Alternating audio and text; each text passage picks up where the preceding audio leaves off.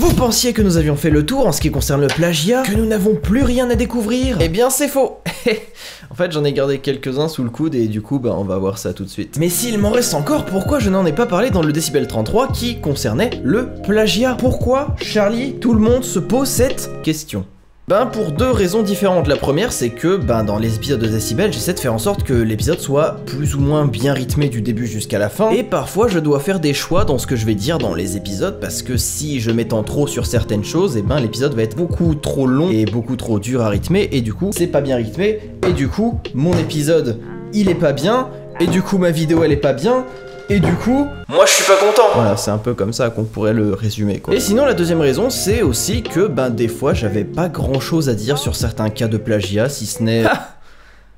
T'as plagié.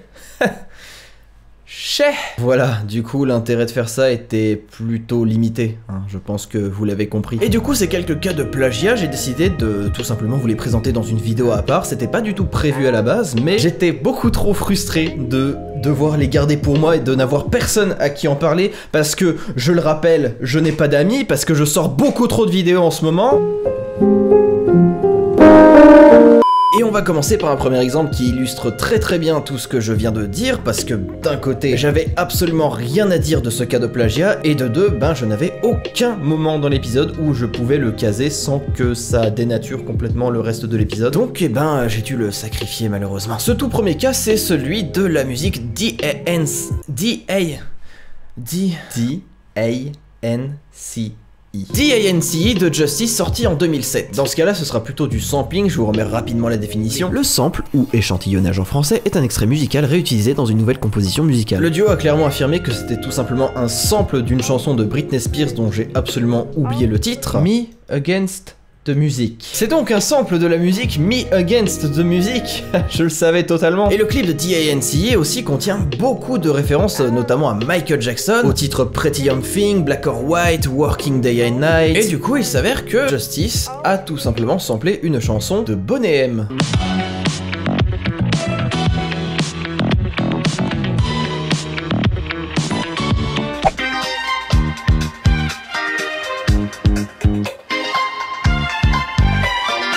Voilà, donc évidemment je trouve ça très intéressant, surtout quand on découvre ça, mais j'avais pas grand chose à rajouter, si ce n'est à vous faire écouter les musiques, donc je n'allais pas inclure quelque chose dont je n'avais rien à dire, et du coup, on va pouvoir passer au deuxième cas. Et cette fois on va parler de Michael Jackson, parce que oui, j'en avais parlé très rapidement avec Wannabe Started Something, et je parle de sa chanson The Way You Make Me Feel.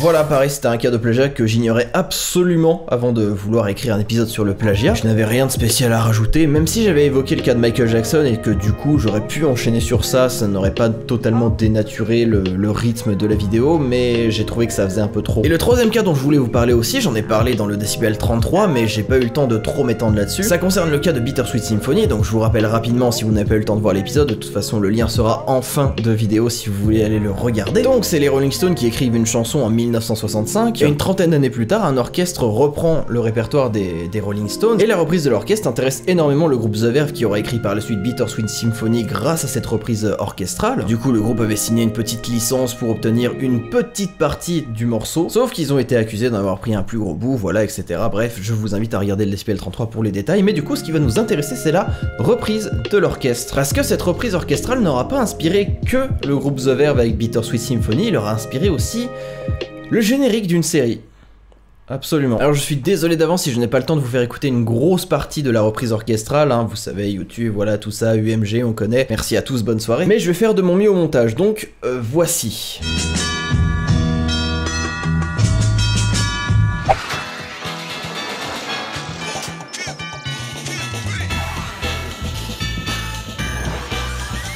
Ouais, Futurama, rien que ça, ouais. Bon, la ressemblance est pas non plus incroyable, mais il y a des petits airs, on va pas se mentir. Mais le générique de Futurama n'a pas été inspiré que par cette reprise orchestrale, puisque si on écoute aussi cette musique, on peut se rendre compte que y a une petite ressemblance.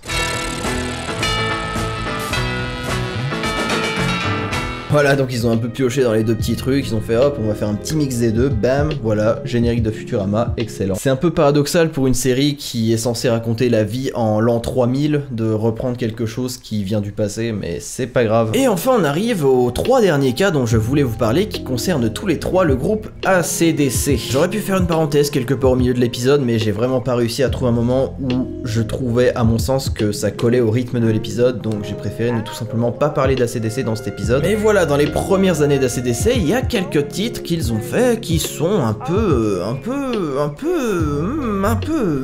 je ne sais pas où je vais avec cette phrase.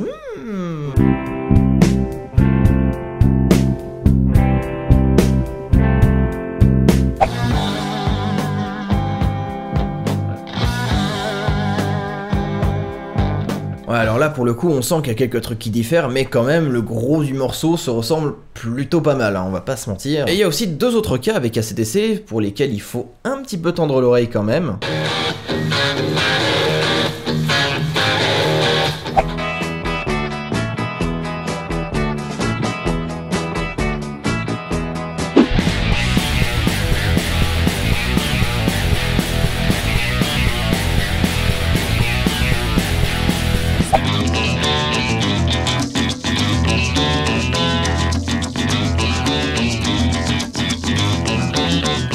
Voilà, du coup c'était les 3 cas que j'avais à vous présenter concernant AC/DC. Et du coup bah vous aurez bien compris que je n'avais pas spécialement grand chose à en dire malheureusement. Du coup bah, plutôt que juste vous les montrer bêtement dans un épisode de Décibel, j'ai préféré ne pas du tout en parler. Parce que ce que j'ai essayé de faire dans cet épisode de Décibel, c'est de garder les cas les plus intéressants, sur lesquels il y avait de la matière, des choses à dire, des anecdotes intéressantes à raconter. Notamment Bittersweet Symphony qui était un cas juste absolument incroyable, c'est pour ça que je crois j'en parle pendant 3 minutes. Et que même bizarrement il y a des gens qui sont même pas au courant que Bittersweet Symphony c'est même pas une création du groupe The Verve en fait. Notamment quand j'ai découvert que Chris Martin, le chanteur de Coldplay, avait dit que Bittersweet Symphony c'était tout simplement la plus grande chanson jamais écrite, tu vois, ça veut dire que même des mecs comme le leader de Coldplay savaient même pas que c'était que ça venait même pas d'eux en fait Bittersweet Symphony. Je trouve ça, voilà, je trouve ça fou. La musique, ça m'émeut, voilà. C'est peut-être pour ça que j'ai décidé de faire une chaîne qui parle de musique.